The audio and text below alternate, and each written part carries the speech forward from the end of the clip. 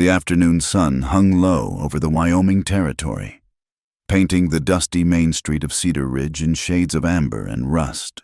It was the kind of light that made even the roughest frontier town look almost beautiful, if you squinted hard enough and ignored the smell of horse manure and stale whiskey that perpetually hung in the air.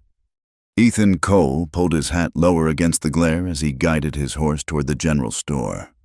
At 23, he cut an imposing figure, tall and broad-shouldered from years of ranch work, with hands calloused from rope burns and a face already weathered beyond his years. The war had ended 8 years ago, but like many young men who'd seen too much too soon, Ethan carried its weight in the set of his jaw and the careful way he watched the world around him. "Afternoon, Ethan," called out Mrs. Henley from behind her counter as he pushed through the door. The bell above chimed a lonely note. "Your PA send you for supplies." "Yes, ma'am. Need flour, coffee, and some of that liniment if you've got any left." He pulled a crumpled list from his vest pocket, his mother's neat handwriting still visible despite the paper's age. She'd been gone 3 winters now, taken by the fever that had swept through the valley like wildfire, but Ethan still carried her lists, updating them in his own rough hand. As Mrs. Henley bustled about gathering his order, the afternoon stagecoach rumbled into town, kicking up a cloud of dust that sent chickens scattering and caused more than one person to cover their nose with a kerchief. Ethan paid it little mind. Stages came through twice a week, bringing mail, supplies, and occasionally new faces seeking their fortune in the harsh landscape of the frontier. "That'll be $4.30, Mrs. Henley announced, wrapping his purchases in brown paper. Ethan was counting out coins when he heard it, a commotion outside that was different from the usual bustle of stage arrivals. Raised voices, some laughing, others jeering. Through the store's dusty window, he could see a crowd gathering near the coach. "What's all that about?" he asked, pocketing his change. Mrs. Henley craned her neck to see. "Oh, that's right. Today was supposed to be Samuel Morrison's big day. You know, from the Double M Ranch he sent for one of them mail-order brides from back east. Poor fool's been talking about nothing else for weeks." Ethan's brow furrowed. He knew Morrison by reputation, a mean drunk who went through hired hands like a deck of cards. The idea of some Eastern woman ending up with him sat uneasily in his gut. Gathering his supplies, Ethan stepped out onto the wooden boardwalk. The crowd had grown larger, and through the gaps between bodies, he could see what was causing the commotion. Samuel Morrison stood near the stage, his face red as a beet, gesticulating wildly at a young woman who sat on a battered trunk, her hands folded in her lap, her back ramrod straight despite the chaos around her. "I ordered a pretty one," Morrison bellowed, his words slurred with afternoon whiskey. "Look at her plain as a fence post and skinny to boot. This ain't what I paid for." The woman, she couldn't have been more than 20, kept her eyes fixed on some point in the distance. But Ethan could see the tremor in her shoulders, the white-knuckled grip she had on her reticule. She wore a travel-worn blue dress that had probably been her best when she'd started the journey, and a small hat with a wilted feather that had seen better days. Her face was angular, perhaps too sharp to be considered conventionally pretty, but there was something in the determined set of her mouth that spoke of strength. "I demand my money back," Morrison continued his tirade. "False advertising, that's what this is." Old Tom, the stage driver, spat tobacco juice into the dust. "Ain't my problem. Morrison, I delivered what was sent. You want to complain? Write a letter. I won't take her. You hear me? I won't have this scarecrow in my house." The crowd laughed, some making crude comments about Morrison's expectations versus reality. The woman's face had gone pale, but still, she didn't move, didn't speak. She sat there like a statue while her future crumbled around her. Ethan felt his jaw clench. He'd seen plenty of cruelty in his years. The war had shown him what men were capable of, but something about this public humiliation struck a nerve. Maybe it was the way she held herself with dignity despite it all. Or maybe it was just that Morrison had always rubbed him the wrong way. "Well, what's she supposed to do now?" someone in the crowd asked. Morrison waved dismissively. "Not my concern. She can take the next stage back to wherever she came from. Or maybe Big Sally's always looking for new girls." That was enough. Ethan pushed through the crowd before he'd fully decided to move. "That's enough, Morrison." The older man turned, squinting at him. "This ain't your business. Cole boy, run along back to your daddy's ranch." "You've said your piece. Now leave the lady be." Morrison's face darkened. "Lady, that's rich. You even know what she is, a mail-order bride nobody wants. Damaged goods now." The woman finally looked up, and Ethan found himself meeting a pair of gray eyes that held more steel than he'd expected. There was hurt there, yes, and fear, but also a fierce pride that hadn't been broken despite Morrison's cruel rejection. "She's a person who deserves better than being talked about like livestock," Ethan said quietly, but his tone carried warning. The crowd had gone silent. Sensing the tension, Morrison was bigger than Ethan, older, meaner, but everyone knew the Cole boy had come back from the war different. Harder, not someone to push too far. Morrison seemed to realize this too. He spat at Ethan's feet. "Fine. You want to play hero? Cole, she's all yours. See how your high and mighty principles hold up when you've got a useless mouth to feed." With that, he stomped off toward the saloon, several of his cronies following. The crowd began to disperse. The show over, leaving Ethan standing awkwardly near the woman who still sat on her trunk. "Ma'am," he said, touching the brim of his hat. "I'm sorry about all that." She stood slowly, as if testing whether her legs would hold her. Up close, he could see the exhaustion in her face, the dust of long travel in the creases of her dress. "Thank you for your intervention, Mr. Cole. Ethan Cole." Mr. Cole." She attempted a smile that didn't quite reach her eyes.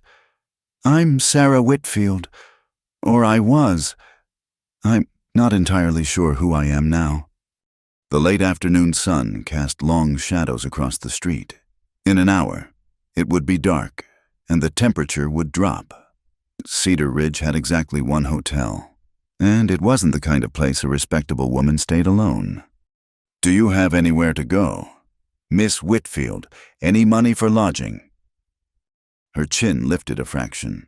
"I used everything I had for passage. Mr. Morrison was supposed to... Well, it doesn't matter what was supposed to happen."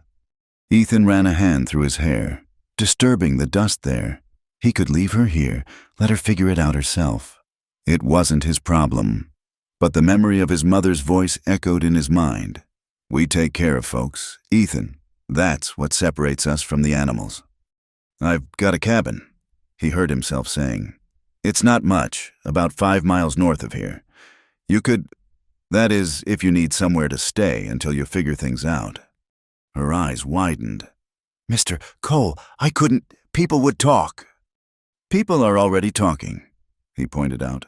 "At least at my place. You won't hear them." She looked around the nearly empty street, at the faces peering from windows, at the saloon where Morrison's loud voice could already be heard. Her shoulders sagged slightly. "I don't want charity," she said quietly. "Not offering charity. Can you cook?" "Yes." "Can you mend?" "Of course." "Then you'd be earning your keep." "My mother passed a few years back, and frankly, I could use the help." It wasn't entirely true. He and his father managed fine, but it seemed important to preserve what was left of her pride.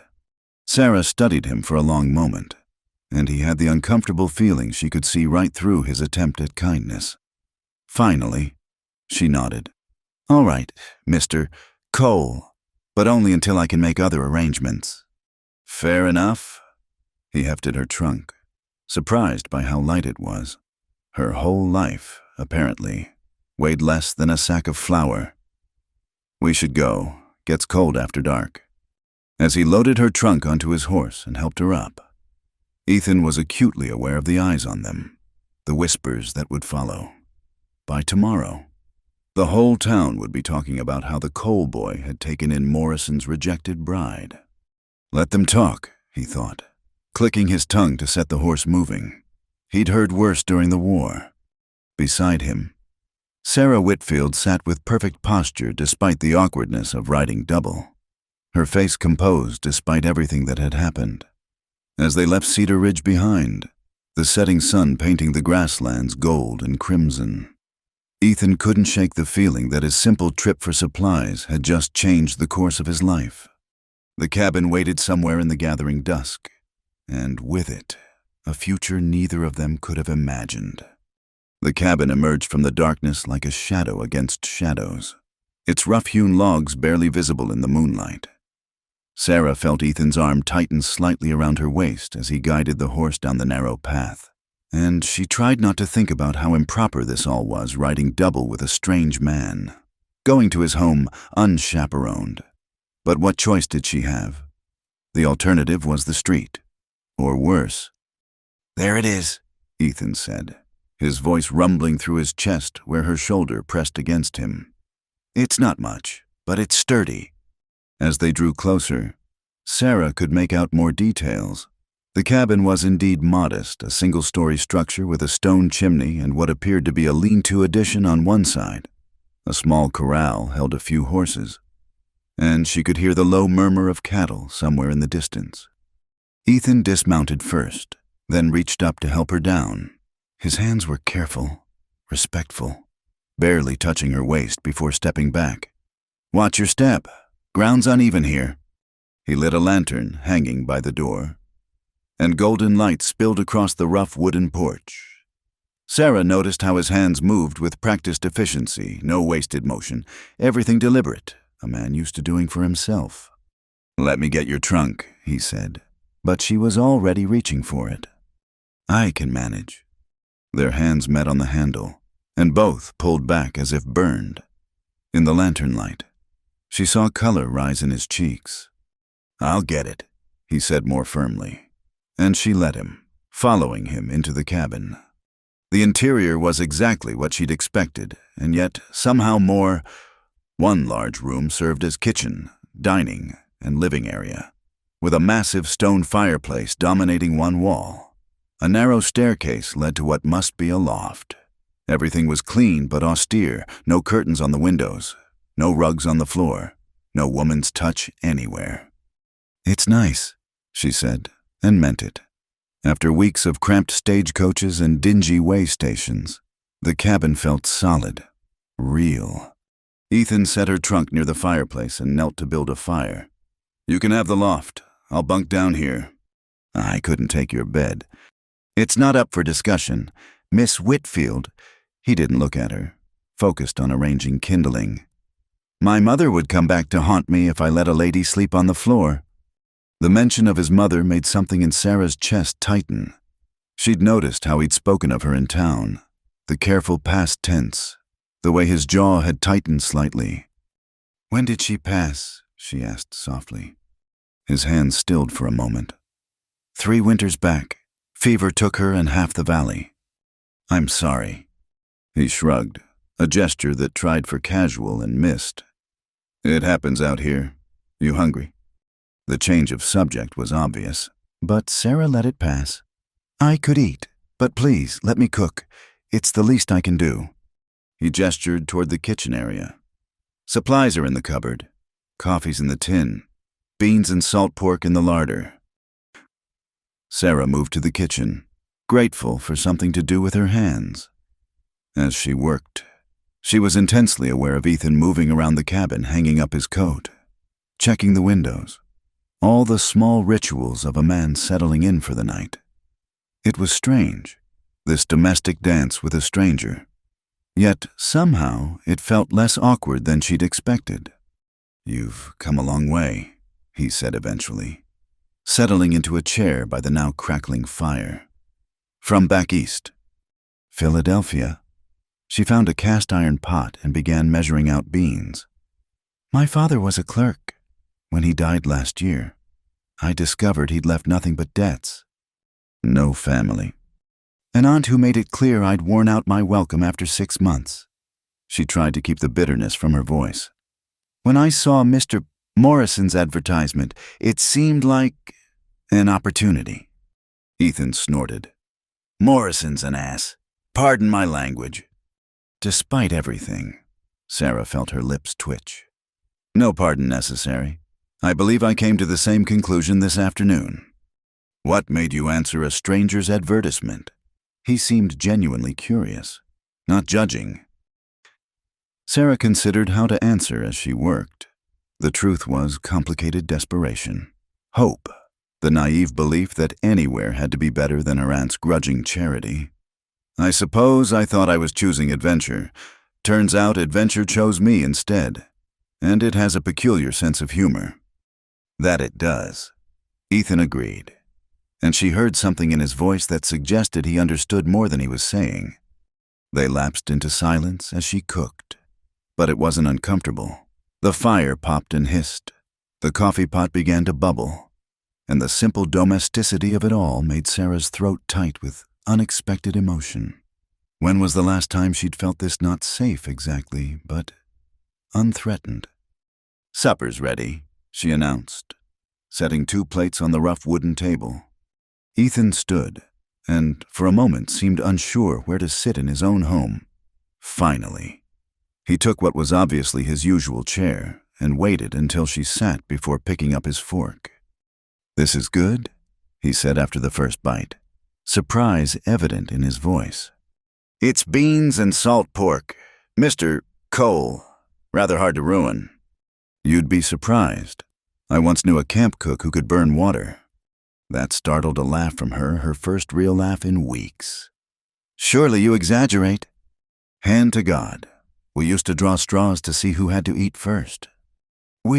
She asked, then immediately regretted it as his face closed off slightly. Army, he said shortly. War's been over 8 years, but some habits die hard. Sarah nodded, understanding more than he probably realized. She'd seen that same look in other veterans' eyes, the way they'd go somewhere else for a moment, lost in memories they couldn't share. They finished eating in companionable silence. Sarah rose to clear the dishes, but Ethan stopped her. You cooked, I'll clean. That's not Miss Whitfield. He turned to face her fully, and she was struck again by how young he was under that weathered exterior.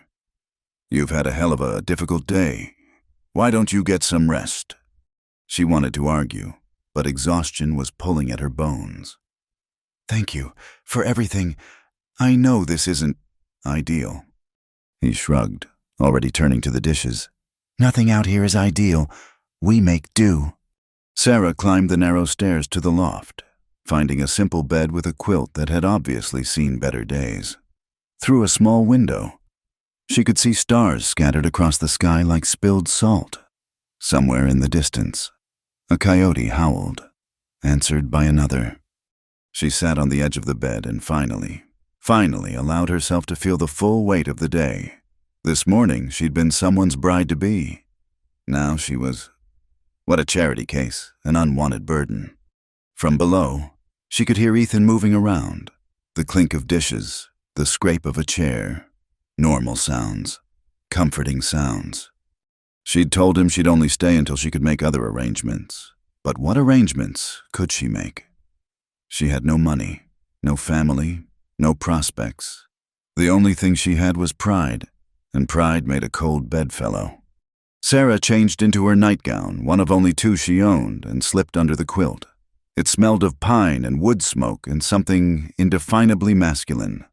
Through the floorboards, she could hear Ethan banking the fire, preparing his own bed. 2 strangers under one roof, brought together by circumstance and social catastrophe. It should have felt wrong, dangerous even. Instead, as sleep began to claim her, Sarah felt something she hadn't expected, a tiny spark of hope. Tomorrow would bring new challenges. She could already imagine the gossip that would spread through Cedar Ridge like wildfire. But tonight, she had a roof over her head and a full stomach, courtesy of a man who'd stood up for her when he had no reason to. The coyote howled again, closer this time. But Sarah didn't flinch. She was learning that the wilderness wasn't always outside. Sometimes it lived in the hearts of civilized people, in their capacity for cruelty and public humiliation. And sometimes safety came from the most unexpected places, a rough-hewn cabin in the middle of nowhere, and a quiet man who asked nothing more from her than she could give. As she drifted off to sleep, her last coherent thought was a prayer of sorts, not to the God her aunt had weaponized against her, but to whatever force had put Ethan Cole in that general store at just the right moment. Below, Ethan lay on his makeshift bed, staring at the dying embers of the fire. He could hear Sarah's breathing evening out above, and something in his chest unclenched slightly. She was safe, fed, sheltered. His mother would have approved, he thought, but as he closed his eyes, Ethan knew this was about more than his mother's ghost or Christian charity. Something about Sarah Whitfield, her dignity in the face of humiliation. Her quiet strength had called to something in him he'd thought the war had killed. He didn't know what tomorrow would bring, but for tonight, his cabin felt less empty than it had in years. The fire died to coals, the coyotes sang their ancient songs, and two strangers slept under the same roof, each guarding their own wounds, neither knowing they'd just taken the first step toward healing. Word traveled fast in Cedar Ridge, faster than wildfire through dry grass. By the time Ethan rode into town for supplies 3 days later, it seemed every eye in the settlement was upon him. Conversations stopped mid-sentence as he passed, replaced by whispers that followed in his wake like dust devils. At the general store, Mrs. Henley's usual warm greeting had cooled considerably. "Ethan," she said, her mouth a thin line as she measured out flour. "Heard you've taken in that woman." "Miss Whitfield needed assistance," he replied evenly, keeping his voice neutral.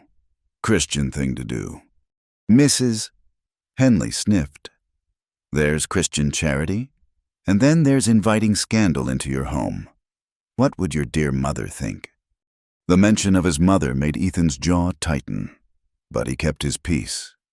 He'd learned long ago that arguing with the town's self-appointed moral guardians only added fuel to their fire.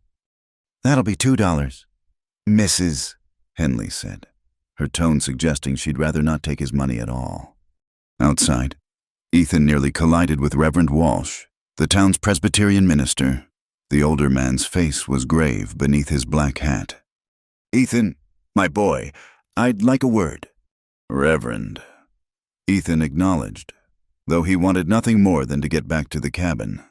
Sarah had been alone for hours, and he worried, though he couldn't quite say why.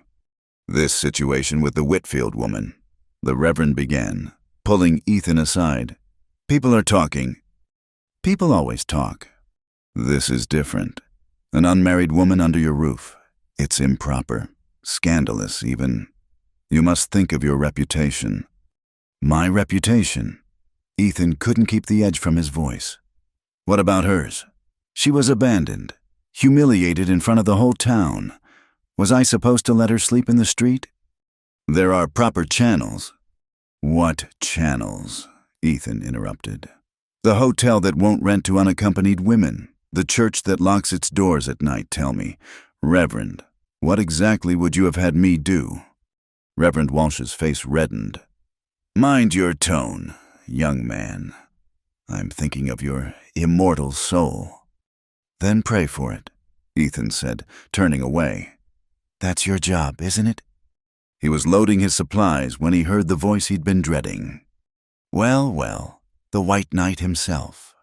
Samuel Morrison stood with a group of his ranch hands, all wearing matching smirks. Morrison had clearly been drinking despite the early hour, his face flushed and eyes mean. "Morrison," Ethan said curtly, continuing to secure his packages. "How's my bride treating you? Coal warming your bed yet?" Ethan's hands stilled.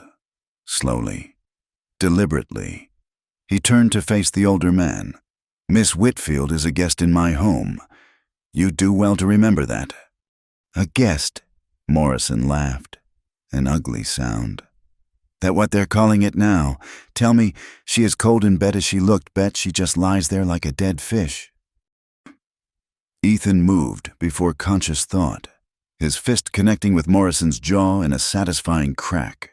The older man went down hard, blood spurting from his nose. "You little," Morrison spluttered, trying to rise. "Stay down," Ethan warned, his voice deadly quiet. "And keep Miss Whitfield's name out of your mouth." Morrison's men tensed, hands moving toward their guns. But something in Ethan's stance, the way he stood ready, unafraid, made them hesitate. They'd all heard stories about what he'd done in the war, the medals he'd earned and refused to wear. "This isn't over. Cole!" Morrison spat blood into the dust. "That woman's brought nothing but trouble. You'll see." Ethan mounted his horse without another word, but he could feel the weight of watching eyes as he rode out of town. The whispers would be worse now, the speculation uglier. He'd just added violence to the scandal, confirming everyone's worst assumptions. Back at the cabin, he found Sarah in the garden patch behind the house, on her knees in the dirt, pulling weeds with fierce determination. She'd found an old work dress somewhere, probably his mother's, and her hair was coming loose from its pins. She looked up at his approach, and her face changed when she saw his expression. "What happened?" "Nothing important." He dismounted, avoiding her gaze. "Got the supplies." Sarah stood, brushing dirt from her skirts. "Your knuckles are bleeding." He looked down, surprised. Morrison's teeth had split the skin across his right hand. "It's nothing." "It's not nothing." Her voice was firm. "Come inside. I'll clean it." He wanted to argue, but something in her tone brooked no resistance. Inside. She guided him to a chair and fetched water and clean cloth. Her touch was gentle but efficient as she cleaned the wound. "Was it about me?" she asked quietly. "Sarah." "Was it?" She looked up at him, those gray eyes direct and unflinching. He sighed. Morrison was running his mouth. I shut it for him. Her hand stilled. "You shouldn't have. I'm not worth." "Don't." The word came out harsher than he intended. "Don't ever say you're not worth defending." She bent back to her work, but he caught the sheen of tears she was trying to hide. "They all hate me," she whispered. "The whole town. I could feel it when I went to the well yesterday. Mrs. Henley crossed the street to avoid me." "Mrs. Henley's a gossip and a hypocrite," Ethan said. "Pay her no mind." "It's not just her." Sarah tied off the bandage with neat movements. "I'm ruining your life just by being here. Your reputation." "My reputation survived 4 years of war. It'll survive this." "Will it?" She stood abruptly, moving to the window. "I heard what they're saying, that I'm that we're—" She couldn't finish, but Ethan knew. The ugliest speculation would paint her as his mistress, a kept woman trading favors for shelter. "I don't care what they say," he said firmly. "You should care. This is your home, your community. I'm just a stranger who—" "You're not just anything," he interrupted, standing. "You're a good woman in a bad situation, and if the fine people of Cedar Ridge can't see that, then to hell with them." The profanity made her turn, eyes wide. "Ethan?" It was the first time she'd used his given name, and something about it made the air between them shift, grow charged with possibility. "I mean it," he said, softer now. "You've done nothing wrong. Let them talk." "Easy for you to say. You're a man. Your reputation can survive a scandal. Mine can't." She was right, and they both knew it. A woman's reputation, once tarnished, rarely recovered. The unfairness of it made Ethan's freshly bandaged hand clench. "Then we'll give them something else to talk about," he said suddenly. "What do you mean?" He took a breath, the idea forming even as he spoke. What if it wasn't scandalous? What if you weren't just a guest?" Sarah's face went very still. "What are you saying?" "I'm saying." He ran his good hand through his hair. suddenly aware of what he was suggesting. I'm saying, maybe we let them think what Morrison was supposed to be true, that you came here as a mail-order bride? Just for me instead. But we're not. I'm not. I know. He held up a hand. I'm not suggesting anything improper. Just let people assume. It would protect your reputation. Give you standing in the community. Sarah sank into a chair, her face pale. You'd do that, tie yourself to me in the eyes of the town. It's just words, he said, though even as he spoke, he knew it was more than that. Until you can make other arrangements, find somewhere else to go. And when I leave, what happens to your reputation then? He hadn't thought that far ahead. We'll say it didn't work out. These things happen. Sarah was quiet for a long moment, staring at her hands. It's a kind offer, she said finally, but I can't let you sacrifice. A sound outside made them both freeze horses, several of them, approaching fast. Ethan moved to the window, his hand instinctively going to where his gun belt would hang. Who is it? Sarah whispered. Looks like we're about to find out if the town's ready to do more than talk, Ethan said grimly, recognizing several riders from Morrison's ranch. Stay inside. But Sarah was already standing, that steel back in her spine. No, if they're here because of me, I'll face them. Together, they stepped onto the porch as the riders pulled up. Not Morrison's men, after all, Ethan realized with surprise, but several of the town's leading citizens, the banker Mr. Hardin, Tom Barrett, who owned the largest mercantile, and Judge Peterson. Gentlemen, Ethan said carefully, what brings you out here? Hardin, a heavy-set man with cold eyes and too many rings, spoke for the group. We've come about the situation. Cole, the woman. Miss Whitfield, Ethan corrected. Yes, well, Hardin's gaze slid to Sarah with obvious distaste. Her presence here is causing disruption. Bad for business. Bad for the town's reputation. Since when is Christian charity bad for business? Ethan asked. Don't be naive, boy. Judge Peterson interjected. You know what people are saying. A scandal like this could hurt property values, drive away decent families. What do you want? Sarah asked, her voice steady despite the tremor Ethan could see in her hands. Hardin smiled, a cold thing that didn't reach his eyes. Simple. You leave. Tonight. We'll even pay for your passage back east. And if she doesn't want to go, Ethan asked, then things could become difficult. Hardin's smile widened. Your father owes money at my bank, doesn't he? Cole'll be a shame if I had to call in that loan early. The threat hung in the air like smoke. Ethan felt rage building in his chest, hot and familiar. These men, with their clean hands and fat wallets, deciding who belonged and who didn't. Get off my land, he said quietly.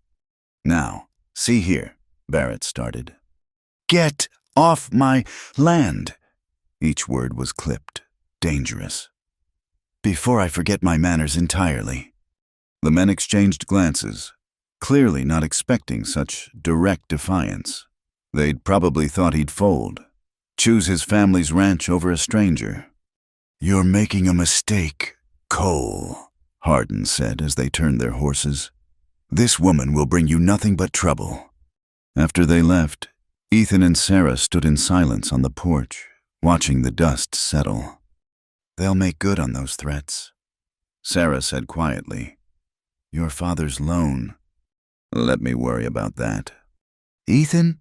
She turned to face him fully. I can't let you lose everything because of me. I'll go. No. Be reasonable. No. He met her gaze squarely. They don't get to win.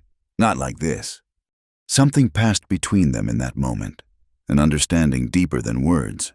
They were both outcasts now, bound together by circumstance and the town's judgment. All right, Sarah said finally. But if we're doing this, if we're really going to let them think I'm your intended, then we do it properly. No half measures. Ethan nodded slowly. Agreed. As they went back inside, Neither acknowledged what they both felt, that something had fundamentally shifted. They were no longer strangers sharing a roof out of necessity. They were allies now, united against a world that had decided they didn't fit its narrow definitions of propriety. The shadows were lengthening across the cabin floor, and somewhere in the distance, storm clouds gathered on the horizon. Change was coming to Cedar Ridge, whether it was ready or not. The storm announced itself with a wall of black clouds that swallowed the horizon whole. Ethan had been watching it build all morning, the air growing heavy and still, that peculiar yellow-green tinge to the light that meant trouble. "We need to get the animals secured," he told Sarah, who was hanging laundry despite his warnings about the weather. "This is going to be bad." She looked up at the sky, shielding her eyes. "It's just a storm." No. He was already moving toward the barn. "This is a blue norther. Temperature is going to drop 40 degrees in an hour, and that snow coming behind it won't be gentle." Sarah had been with him 2 weeks now, long enough to recognize when his tone meant business. She abandoned the laundry and followed him, her worn boots crunching on the frost-brittle grass. They worked in urgent silence, driving the horses into the barn, checking the cattle in the near pasture. The wind was picking up, whistling through the gaps in the fence posts with an eerie moan. Ethan's shoulder ached, his old war wound always did before a storm, but he pushed through it, knowing they had maybe an hour before all hell broke loose. "What about the chickens?" Sarah called over the rising wind. "In the coop, now," he had to shout to be heard. "And bring in as much firewood as you can carry." The first snowflakes were already falling, not the gentle drift of a normal winter storm, but driving horizontally like tiny bullets. The temperature was plummeting so fast Ethan could feel it in his lungs with each breath. Sarah made 3 trips for firewood, her face red with cold and exertion. On her 4th trip, the storm hit in earnest. One moment she was visible by the woodpile. The next she'd vanished behind a solid wall of white. Ethan's heart stopped. "Sarah!" He plunged into the blizzard, the wind nearly knocking him sideways. "Sarah!" He found her on her knees, knocked down by the force of the wind, still clutching an armload of split logs. Without thinking, he hauled her upright, wrapping one arm around her waist. "Can you walk?" he had to yell directly into her ear. She nodded, though he could feel her shaking. Together they fought their way back to the cabin, the 20 yards feeling like 20 miles. By the time they stumbled through the door, they were both coated in ice. "Good God!" Sarah gasped, dropping the firewood. Her lips had a bluish tinge that Ethan didn't like. "Get those wet clothes off," he ordered, already feeding logs into the fireplace. "Now, Sarah, before you freeze." She hesitated, propriety warring with survival. "I can't." "Oh, you can and you will." He turned his back. "There's blankets in the trunk. Wrap up in those." He heard the rustle of fabric, the chattering of her teeth. The fire caught, blessed warmth beginning to fill the room, but outside the storm raged like a living thing, rattling the windows and sending drafts through every tiny gap in the logs. "You can turn around," Sarah said quietly. She'd wrapped herself in 2 blankets, only her face visible, but she was still shivering. Ethan grabbed another blanket from the loft and draped it around her shoulders. "This is my fault," she said through chattering teeth. "If I'd listened." "Stop that! You couldn't have known!" He was shivering too, his own clothes soaked through. "I need to change as well." She nodded, turning toward the fire, and he quickly stripped off his wet things, pulling on dry clothes with fingers already numb from cold. The cabin groaned under the assault of the wind. Something crashed outside, probably the chicken coop roof. Ethan silently prayed the animals would survive, but there was nothing to be done now. Going outside would be suicide. "How long will it last?" Sarah asked, pulling the blankets tighter. "Could be hours, could be days." He joined her by the fire, noting how she shifted to maintain proper distance despite their situation. "We've got food, water, and firewood. We'll manage." The wind screamed like a banshee, and the windows were already completely covered with snow.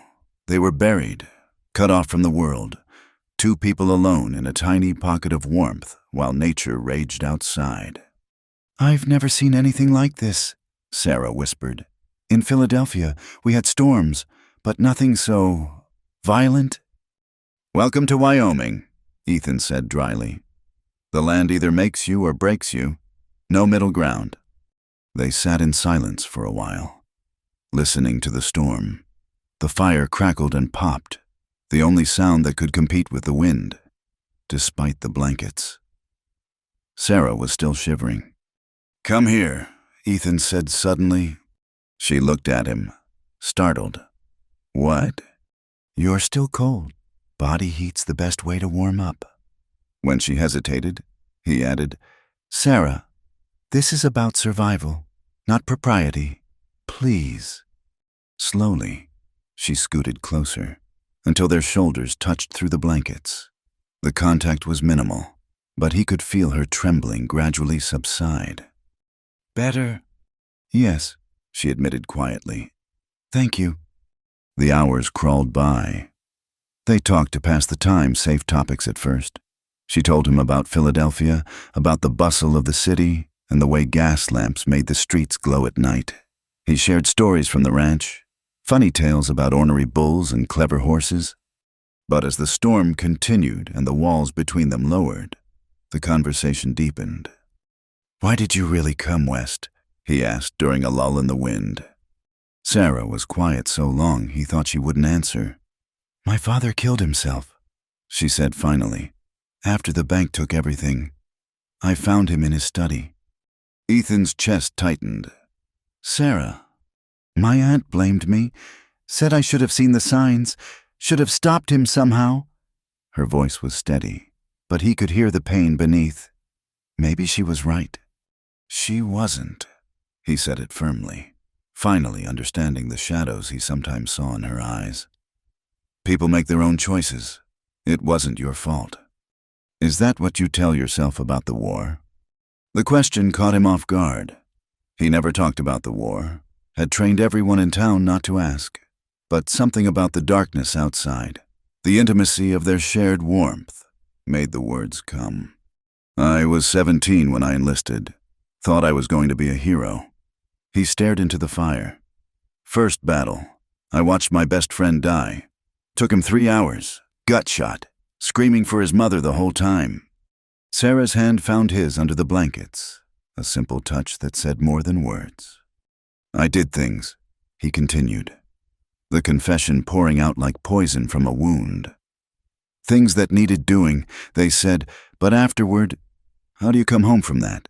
How do you sit in church with hands that have—" He broke off, unable to finish. "You survive," Sarah said softly. "You do what you have to do, and then you find a way to live with it. That's all any of us can do." The wind howled its agreement, and they sat in companionable silence.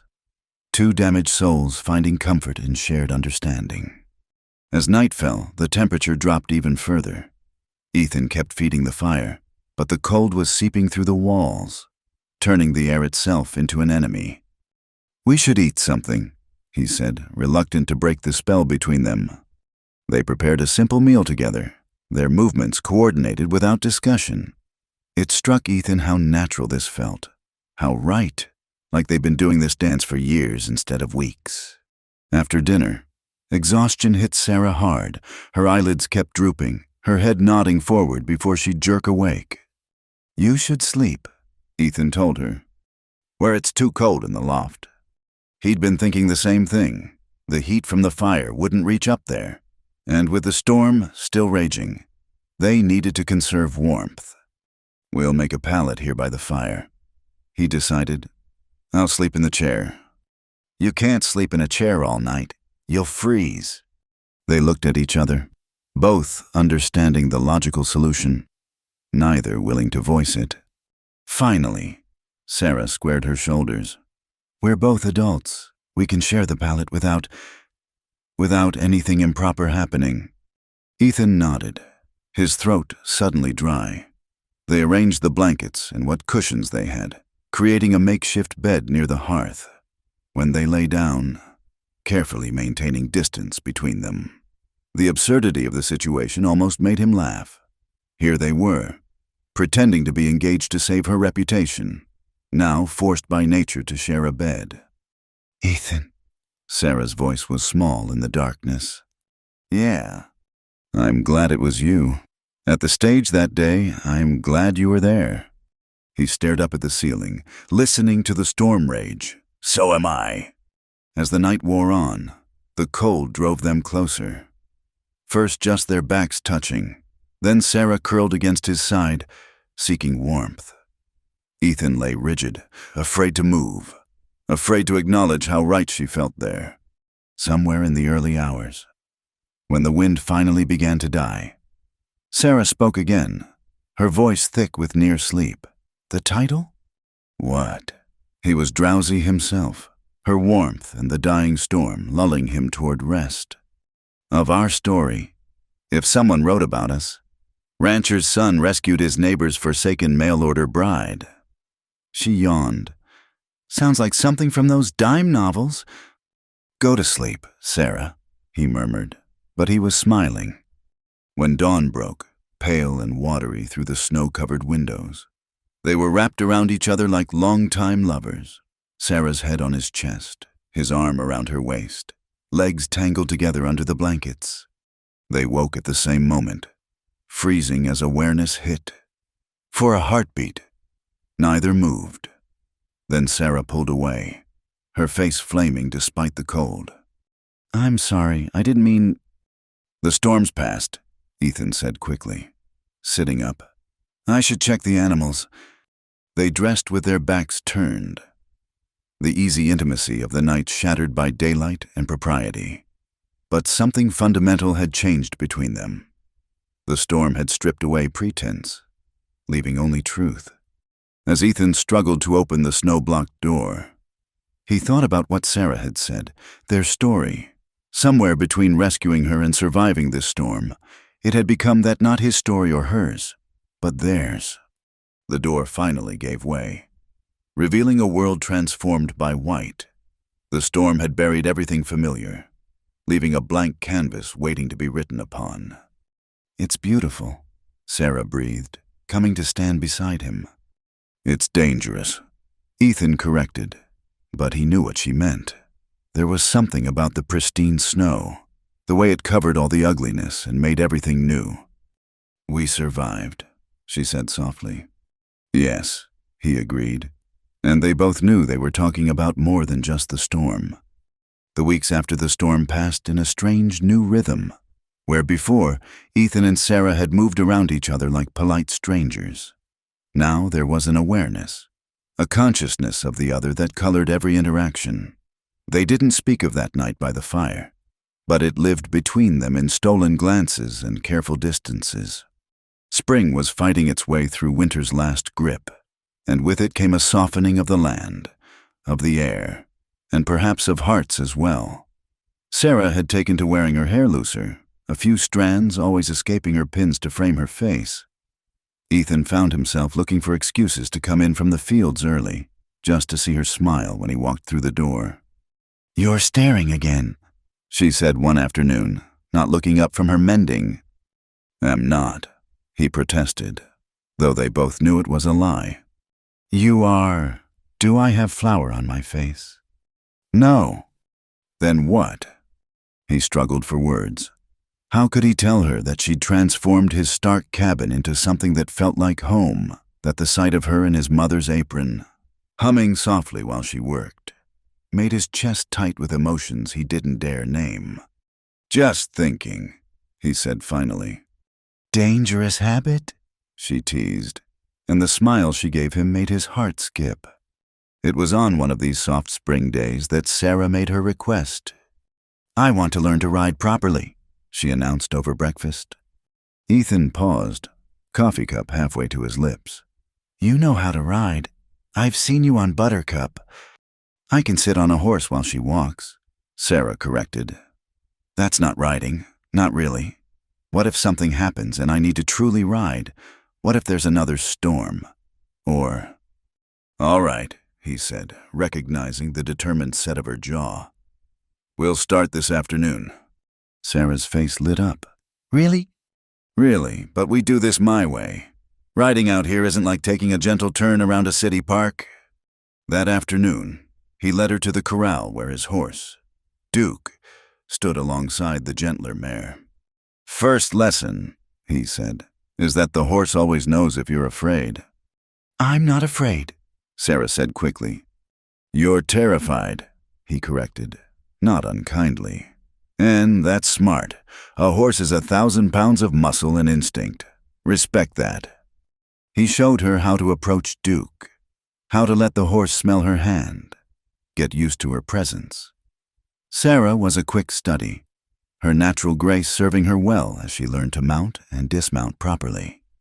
"Good," Ethan said, steadying her as she swung up into the saddle. His hands lingered on her waist, perhaps a moment longer than necessary. "Now, the key is to move with the horse, not against it." He walked alongside as she practiced in the corral, correcting her posture, teaching her how to hold the reins. She was focused, determined, biting her lower lip in concentration in a way that made him lose his own focus more than once. "Can we go faster?" she asked after an hour of walking. "Not today. Ethan, you learn to walk before you run. Sarah, that's how you stay alive out here." She sighed but acquiesced, and he was struck again by the trust she placed in him. When had that happened? When had she stopped being a stranger he was helping and become whatever she was now? Over the following days, the riding lessons became their ritual. Every afternoon, weather permitting, they'd work in the corral. Sarah progressed quickly, her confidence growing with each session. "I think I'm ready to try a trot," she announced after a week. Ethan considered. She had been doing well, her balance much improved. "All right, but I'm riding with you."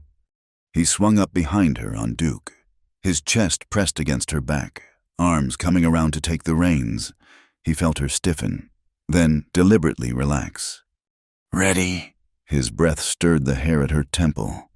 "Yes," she whispered. He clicked his tongue, and Duke moved into a smooth trot. Sarah gasped, then laughed, the sound bright and joyful. Ethan found himself grinning like a fool, her happiness infectious. "See," he said, "you're a natural." "I have a good teacher." They made 3 circuits of the corral before he slowed Duke back to a walk. Sarah was breathless, her cheeks pink with excitement and exertion. "Can we go again?" "Tomorrow," he promised. "Don't want to overdo it your first time."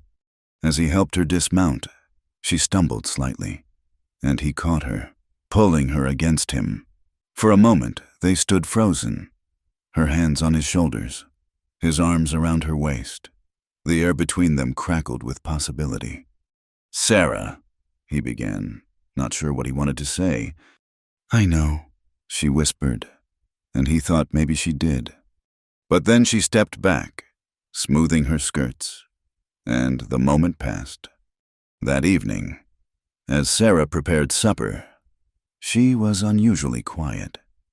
Ethan watched her move around the kitchen, noting the furrow between her brows. "What's troubling you?" She glanced at him, then back at the stove. "I've been thinking about what people expect, what they assume about us." "Let them assume." "It's not that simple." She set a plate in front of him with more force than necessary. "We've been playing at this, letting them think we're engaged. But what happens when they expect more? When they wonder why there's no wedding?" Ethan had been avoiding those same thoughts. "We have time." "Do we?" She sat across from him. "Mister, Hardin made it clear they want me gone. How long before they make good on their threats?" As if her words had summoned trouble, they heard horses approaching. Ethan was on his feet instantly, peering through the window. "Who is it?" Sarah asked. "A Reverend Walsh, and he's not alone." They met the delegation on the porch, the Reverend, Mrs.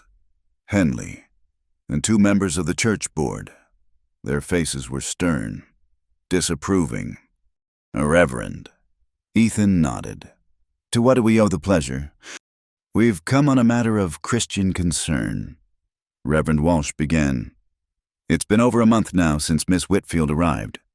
We think it's time to discuss the propriety of this arrangement. Nothing improper is happening here, Sarah said quietly. Mrs. Henley sniffed. That may be, but the appearance of impropriety is just as damaging. If you truly are engaged, as some claim, then why no wedding, and if you're not, then she needs to leave. One of the board members finished, for the moral good of the community. Ethan felt his temper rising. The moral good. Where was this concern for morality when Morrison publicly humiliated her? That's different. How? Ethan stepped forward. How is his cruelty different from yours? We're trying to help. Reverend Walsh insisted. Marriage is a sacred institution. If your intentions toward Miss Whitfield are honorable. They are, Ethan said firmly. Then prove it. Set a date. Make it official. Otherwise, we'll have no choice but to take steps. What steps? Sarah asked. The church has influence. Mrs. Henley said smugly. Businesses can be encouraged not to serve those who flaunt decency. Social pressure can be very persuasive. After they left, Sarah sank onto the porch step. They mean it. They'll make our lives miserable until I go. Ethan sat beside her, maintaining a careful distance. They're bullies dressed up in Sunday clothes. They're bullies with power. She twisted her hands in her lap. Maybe I should... Don't say it. He turned to face her. Don't you dare say you should leave. Why not? It would solve everything. Would it? The words came out rougher than he intended. Would it solve how empty this place was before you came? Would it solve how I look forward to coming home now, knowing you'll be here? Sarah's eyes widened. Ethan, I know we started this as a pretense. He continued, unable to stop now that he'd started. But somewhere along the way, it stopped being pretend for me. She was quiet for so long, he thought he'd ruined everything. Then, softly, for me too. The admission hung between them like morning mist, delicate and precious. So what do we do? She asked. Ethan's heart was pounding, but his voice was steady. We give them what they want, a real engagement, a real wedding. He paused, gathering courage. If you'll have me. Sarah turned to look at him fully, searching his face. You're not proposing out of obligation. I'm proposing because I can't imagine this cabin without you in it. Because you've brought light back into my life. Because when I wake up in the morning, you're the first thing I think about. And when I go to sleep, you're the last. Tears gathered in her eyes. That's not a real proposal. Ethan Cole. He slid off the step to kneel in the dirt before her, taking her hands in his. Sarah Whitfield, you came here as another man's bride, but somewhere between that first night and now, you became mine, not by purchase or arrangement, but by choice. My choice, and I'm hoping, yours too. Will you marry me, not for propriety or to spite the town, but because I love you? The tears spilled over now. Yes, she whispered. Yes, Ethan, I'll marry you. He stood, pulling her up with him, and kissed her for the first time. It was sweet and gentle and full of promise, worth all the weeks of careful distance. When they broke apart, both breathless, Sarah laughed shakily. What will we tell people? The truth, Ethan said, pulling her close. That the rancher's son fell in love with the forsaken mail-order bride, and she was gracious enough to love him back. That's quite a story, she murmured against his chest. The best ones always are. As the sun set behind the mountains, painting the sky in shades of pink and gold, they stood on the porch of the cabin that had sheltered them both. Soon it would be officially their home, but in truth, it already was. They had found each other in the most unlikely way, two damaged souls building something new and strong from the ashes of their pasts. The road ahead wouldn't be easy. There would still be those who disapproved, who whispered behind their backs. But they would face it together, bound by choice rather than chance, love rather than obligation. "No more pretending," Sarah said softly. "No more pretending." Ethan agreed, and kissed her again as the first stars appeared in the Wyoming sky. The news of their engagement spread through Cedar Ridge like wildfire, but instead of quelling the gossip, it seemed to fan the flames higher. Ethan had expected some resistance, but the viciousness of the response caught him off guard. It started small. When Sarah went to town for supplies, Mrs. Henley served her with cold efficiency, lips pursed as if she'd tasted something sour. Other women crossed the street to avoid her, their whispers following in her wake like smoke. "They say she trapped him?" Sarah overheard one woman telling another, "Used her feminine wiles, if you know what I mean." But it was Hardin who proved to be their real problem. The banker had taken Morrison's rejection of Sarah as a personal affront to the natural order of things, and Ethan's defiance only strengthened his resolve. "Your father's loan payment is due," Hardin announced when Ethan came to town, his smile sharp as a blade. "In full, by the end of the month." "That loan isn't due for another year," Ethan protested. "Read the fine print, boy. I can call it in at my discretion if I feel the collateral is at risk." Hardin leaned back in his chair. "And frankly, with you taking in strays and playing house, I'm concerned about your judgment. Affects the ranch's value. You understand." Ethan's fists clenched, but he kept his voice level. "How much?" $800. It might as well have been $8,000. The ranch operated on thin margins, and with spring cattle sales still months away, there was no way to raise that kind of money. "You can't do this," Ethan said. "I can, and I will, unless—" Hardin let the word hang. "You come to your senses, send the woman away, and I might be persuaded to extend the terms." "Go to hell," Ethan said quietly. Hardin's face darkened. "End of the month. Cole, pay up or get out."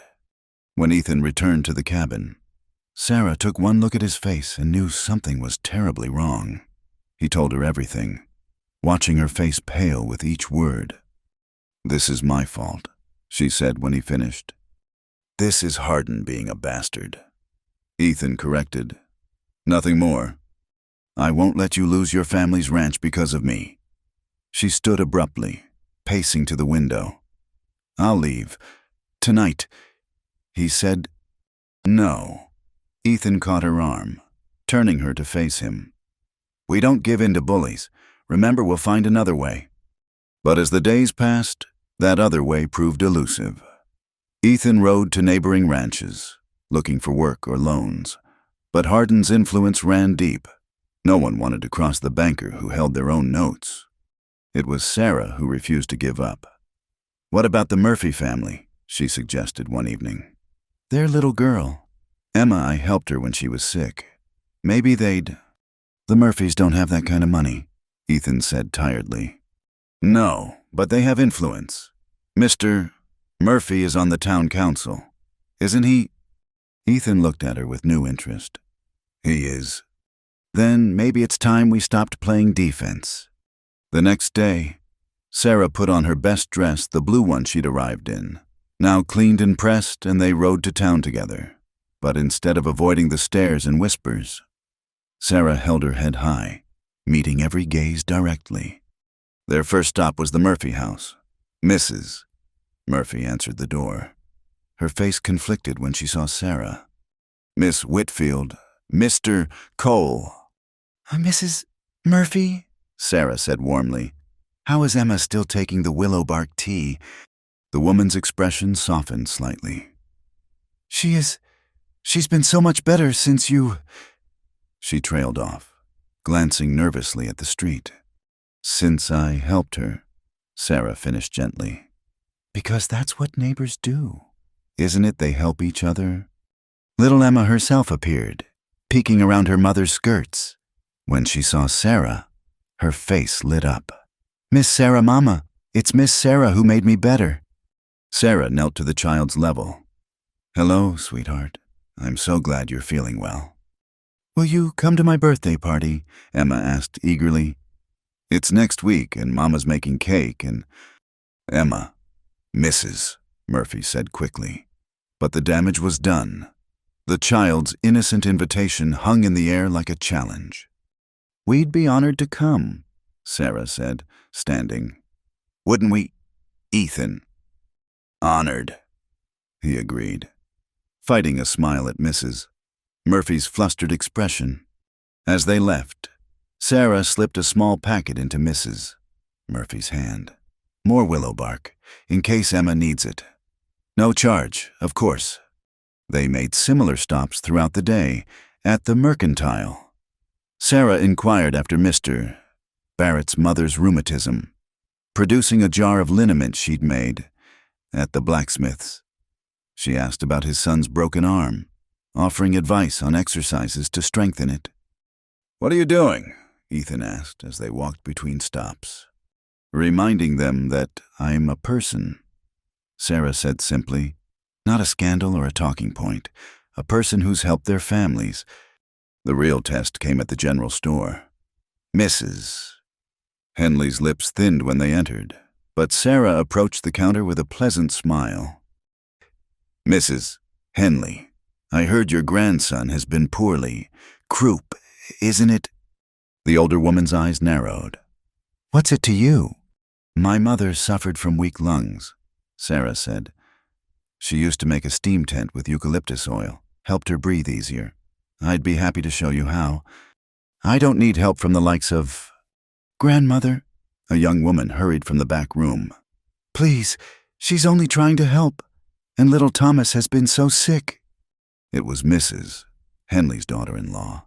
Worry etched on her face. Sarah recognized the look of a desperate mother. Please, The younger woman said to Sarah, "If you know something that might help." Sarah spent the next half hour teaching them about steam treatments, ignoring Mrs. Henley's disapproving glare. When they left, the daughter-in-law pressed Sarah's hand gratefully. "Don't mind her," she whispered. some of us haven't forgotten what Christianity really means. Word of Sarah's visit spread quickly. By evening, when they stopped at the church, Reverend Walsh was waiting on the steps.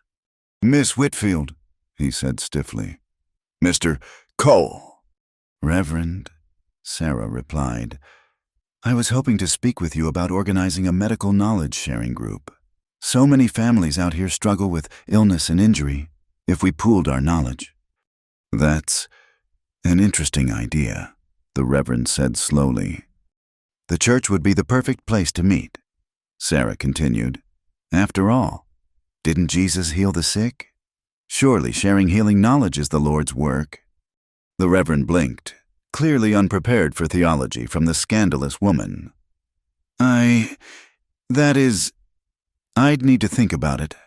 "Of course. I'll prepare a proposal." Sarah smiled sweetly.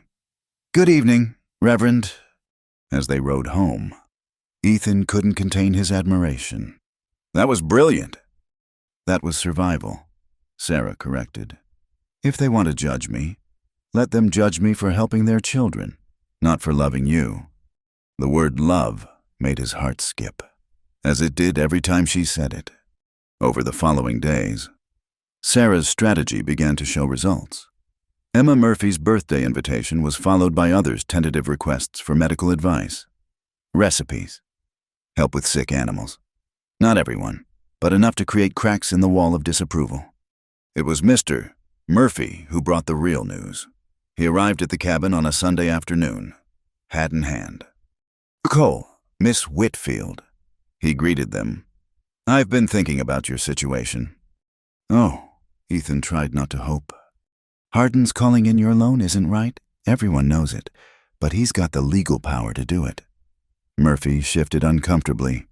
"However, there might be another way. What if the town council voted to censure him for predatory lending practices?" "Can you do that?" Sarah asked. "We can't stop him, but we can make it uncomfortable. Bad for business if the town council publicly condemns his actions. Murphy met Ethan's eyes. But I'd need support. Other council members who aren't in Hardin's pocket. How many? Ethan asked. 3 more, at least. And they'd need a reason to stick their necks out. Sarah stood. Then we'll give them one. Mr. Murphy, what if I told you I've been keeping records every family I've helped, every remedy shared? What if we presented it to the council? Show them that I'm an asset to this community, not a liability. Murphy's eyes lit up. That might work, especially if some of those families were willing to speak up. They will, Sarah said with confidence. Ethan wasn't sure she felt. Give us 3 days. After Murphy left, Ethan pulled Sarah into his arms. You're fighting for us. Someone has to, she said against his chest. You've been fighting alone for too long. The next 3 days were a whirlwind. Sarah visited every family she'd helped, not asking for support but offering more assistance. She treated infected wounds, taught preservation techniques, shared recipes for medicines made from common plants, and with each interaction, she gently reminded them of the council meeting. Not everyone responded. Some doors remained closed. Some faces stayed cold, but others began to thaw. Mrs. Barrett, whose mother's pain had eased with Sarah's liniment, promised to speak to her husband. The blacksmith, whose son was regaining strength in his arm, agreed to attend the meeting. Even Mrs. Henley's daughter-in-law quietly promised to be there. The night before the meeting, Ethan found Sarah in the garden, pulling weeds with fierce determination. You should rest, he said. I can't. What if it doesn't work? What if they all side with Hardin? He knelt beside her, stilling her hands. Then we'll face whatever comes together. But Sarah, what you've done these past days, I've never seen anything like it. I learned something from you, she said softly. Sometimes you have to stand and fight, even when the odds are against you. Especially then. He agreed, and kissed her there in the garden, with the sun setting and tomorrow uncertain, but their hearts sure. The council meeting would determine their fate, but whatever happened, they'd changed something in Cedar Ridge. They'd shown that judgment could be met with grace, that cruelty could be answered with kindness, and that 2 people deemed unsuitable by society could build something worth fighting for. As they went inside, hand in hand, Sarah paused. Ethan, whatever happens tomorrow. I know, he'd said, understanding. No regrets. No regrets. She agreed, and they prepared to face their judgment. The night of the council meeting arrived dark and threatening, with clouds building on the horizon that promised another storm. But this time, it wasn't nature's fury. Ethan feared it was the storm of human judgment gathering in the town hall. Ready? He asked Sarah as they prepared to leave the cabin. She smoothed her dress with hands that trembled slightly. No, but that's never stopped us before. They rode in together, Duke's steady gait a counterpoint to their racing hearts. As they approached town, they could see torches and lanterns converging on the hall far more than a typical council meeting would draw. Word spread. Ethan observed grimly. Good, Sarah said, though her voice wasn't quite steady. Let them all see. Let them all choose. The hall was packed. Every bench was full, with more people lining the walls. At the front sat the 5 council members, with Hardin prominently positioned despite not being a member. His presence was like a shadow over the proceedings. This is highly irregular, Hardin was saying as they entered. Council meetings aren't for airing personal grievances. This isn't personal, Murphy interrupted. This is about the character of our town, about how we treat our neighbors. A murmur ran through the crowd as Ethan and Sarah made their way to the front. She kept her head high, but Ethan could feel the tension in her body, could see the way her jaw was set against the weight of all those staring eyes. Let's get this over with, growled Peterson, the senior council member. Murphy, you called this meeting. State your case. Murphy stood, clearing his throat. Gentlemen, we're here to discuss Mr.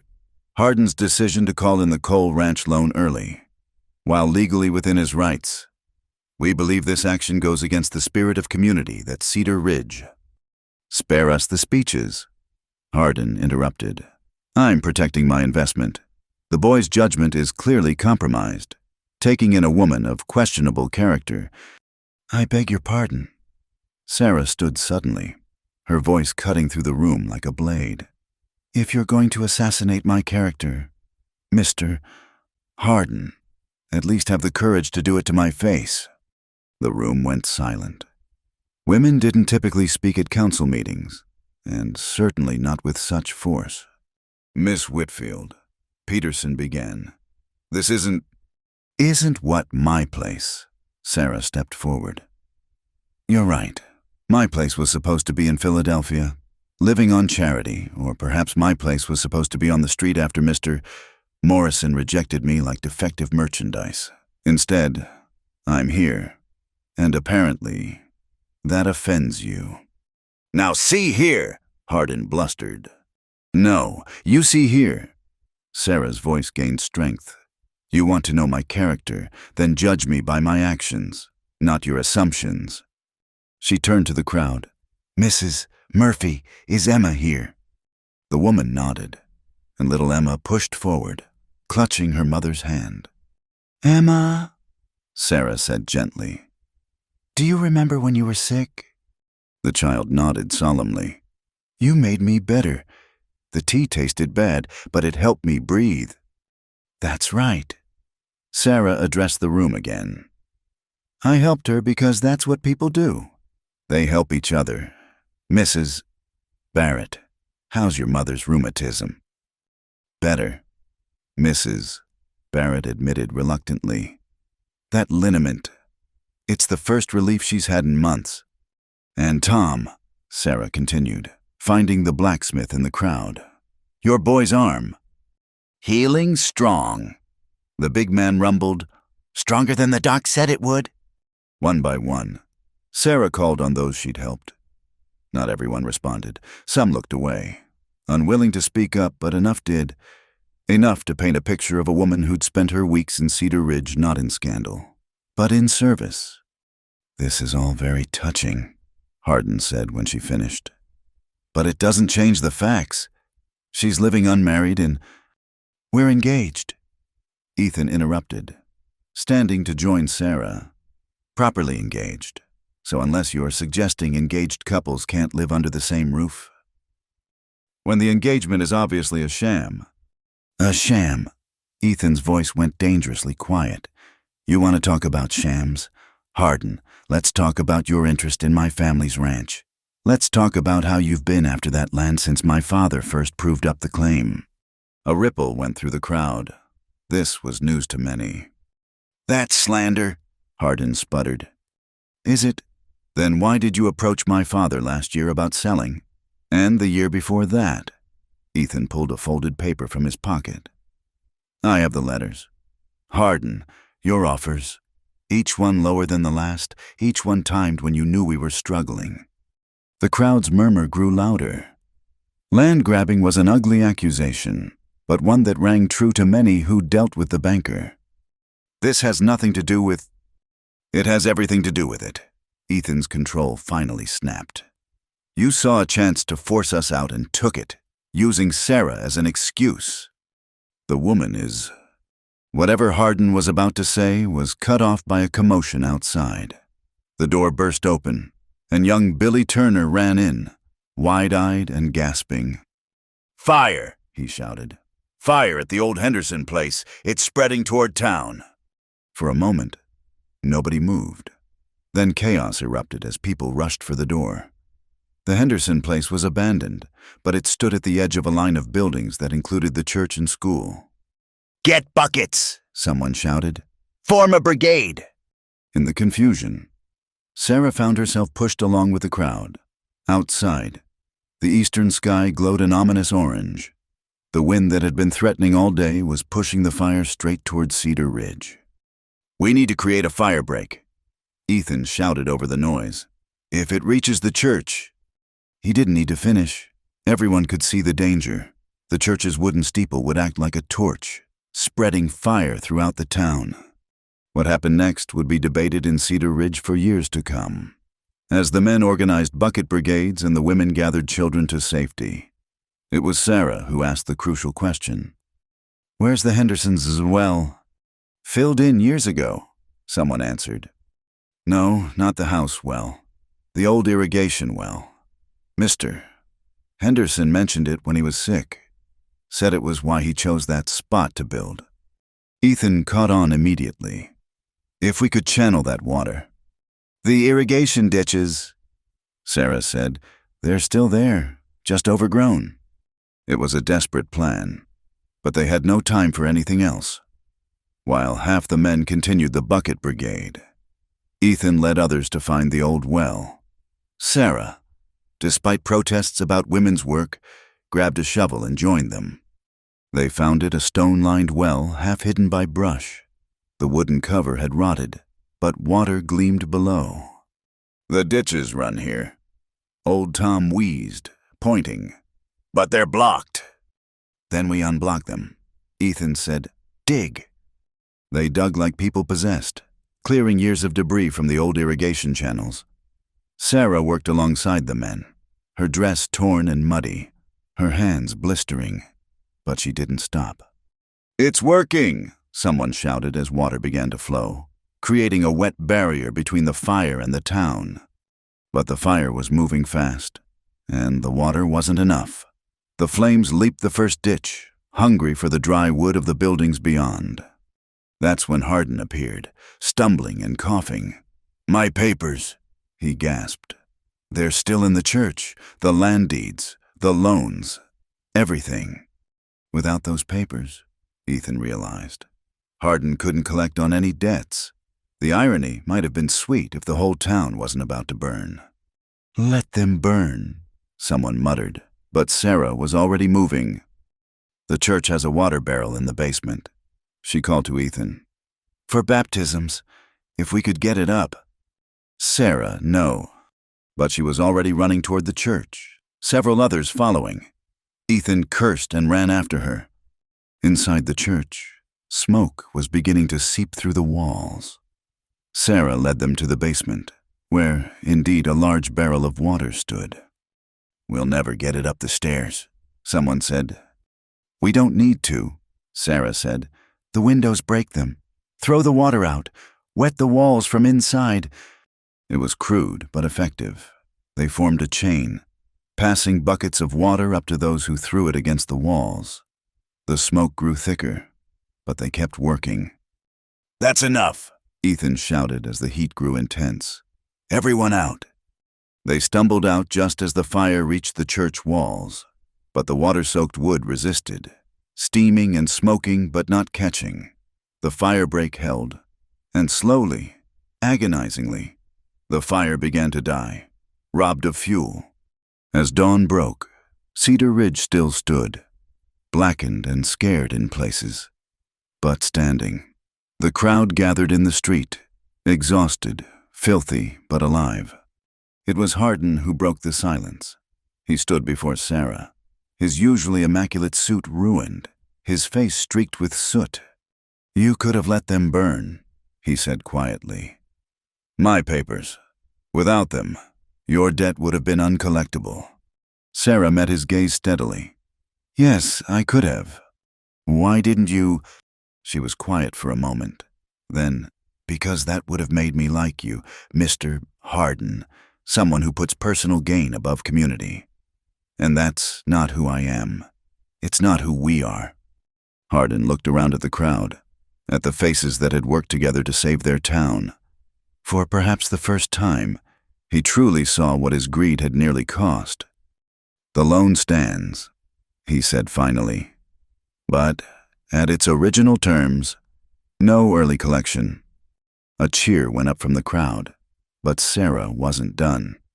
"And the others, the families you've pressured."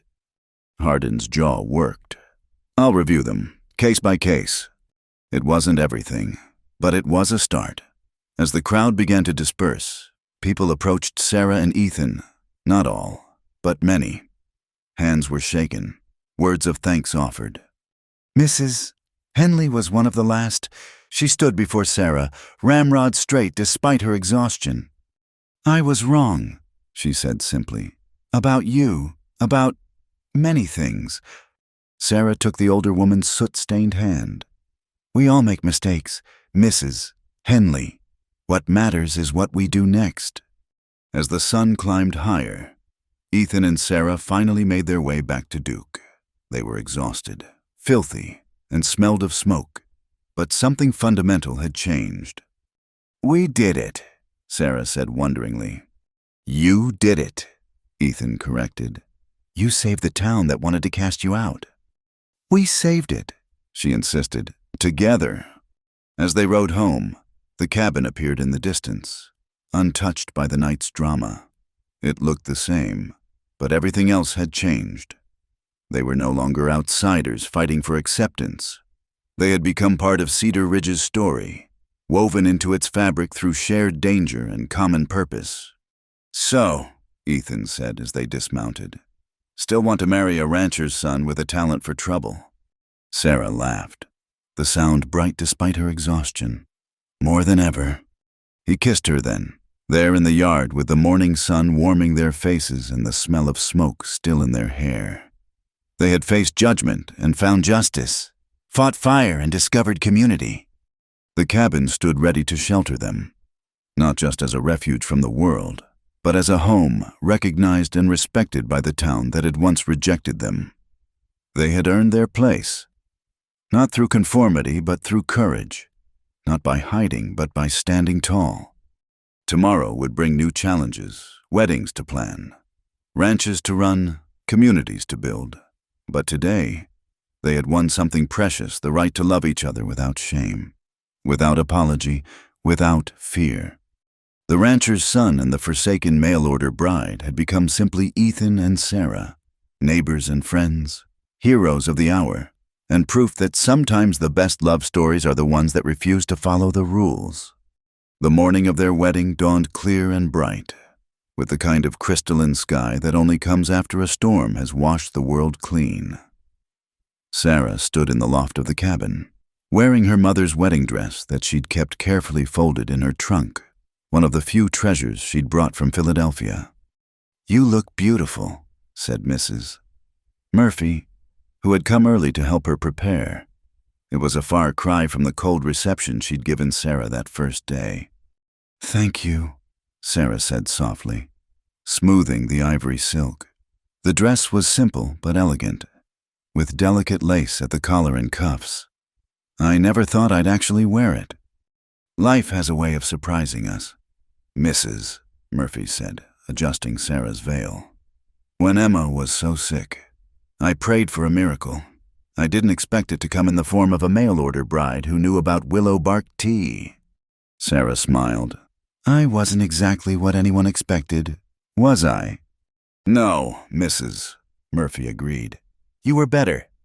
Downstairs, they could hear activity as the cabin was prepared for the ceremony. It would be a simple affair, just close friends and family. Nothing like the grand society wedding Sarah had attended in Philadelphia, but it was real, and it was theirs, and that made it perfect. A knock at the door interrupted her thoughts. Sarah, it was Ethan's voice. I know it's bad luck to see the bride, but I have something for you. Mrs. Murphy opened the door just a crack, accepting a small package that she handed to Sarah. Inside was a silver locket on a delicate chain. It was my mother's. Ethan's voice came through the door. Pa gave it to me after she passed, said I should give it to my bride someday. I'd like you to wear it if you want. Sarah's eyes filled with tears as she opened the locket. Inside was a tiny photograph of a woman with kind eyes and Ethan's strong jaw. Tell him yes, she whispered to Mrs. Murphy. Tell him I'd be honored. An hour later, Sarah made her way down the stairs to find the cabin transformed. Wildflowers adorned every surface, and the main room had been cleared to make space for the small gathering. Through the window, she could see more people arriving: the Barretts, the blacksmith and his family, even Mrs. Henley in her Sunday best. But Sarah only had eyes for Ethan, standing by the fireplace in his best suit, looking nervous and handsome and perfect.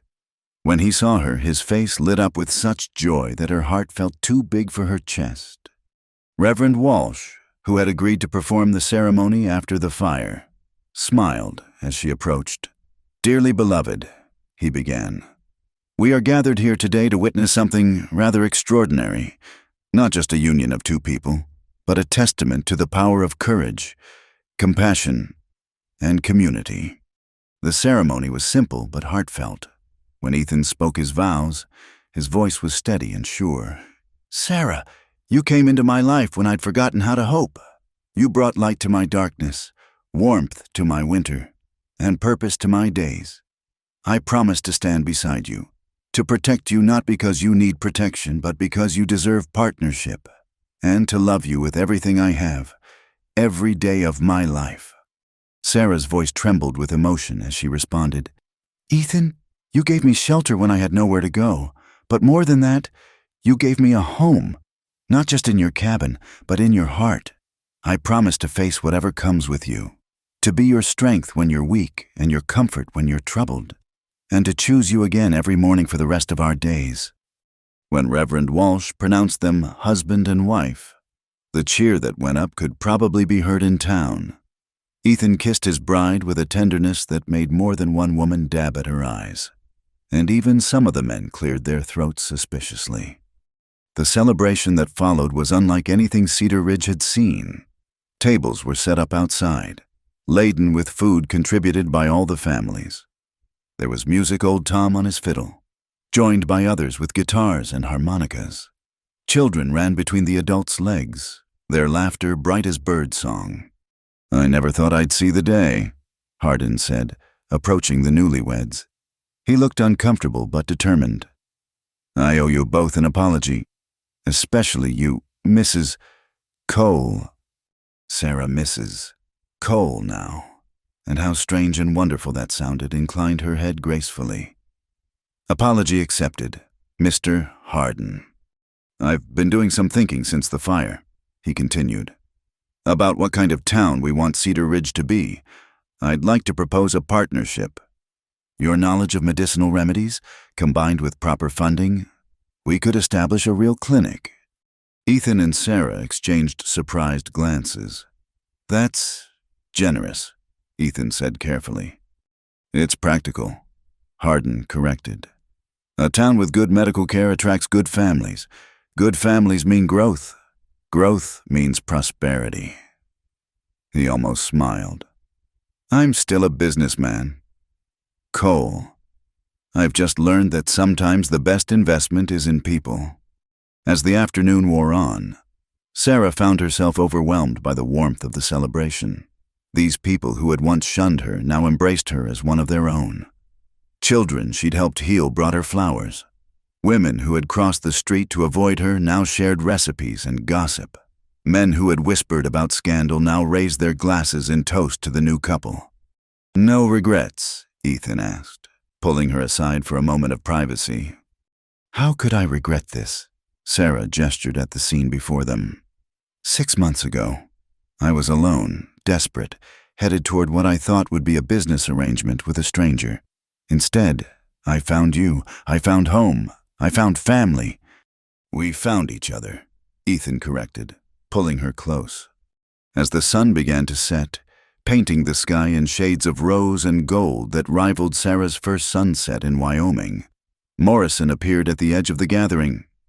He stood uncertainly, clearly drunk but not belligerently so. The celebration quieted as people noticed him.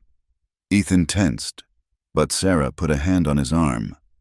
Morrison approached slowly, his hat in his hands. I wanted to say," he struggled with the words, "what I did that day at the stage, it wasn't right." Sarah stepped forward. "Mr. Morrison." "No, let me finish." He looked up, and she was surprised to see genuine remorse in his bloodshot eyes. "I was cruel.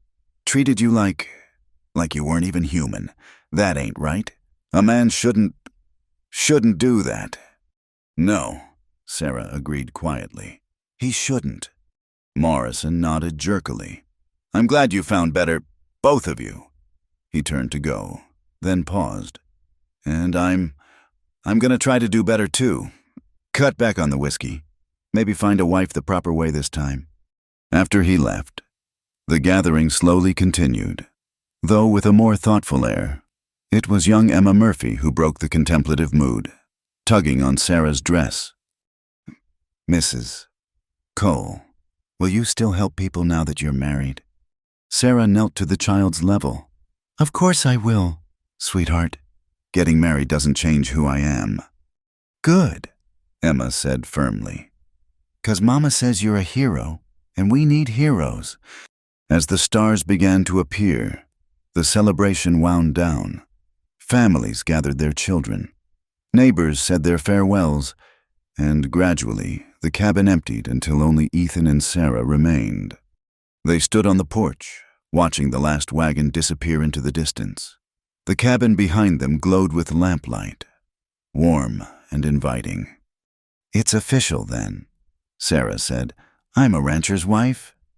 Having second thoughts, Ethan teased. Never. She turned in his arms to face him.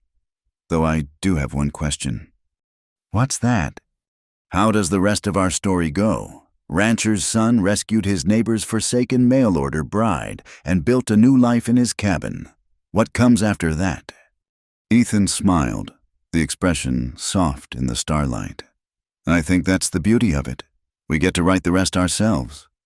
Together, Sarah said. Together, he agreed, and led his bride into their home.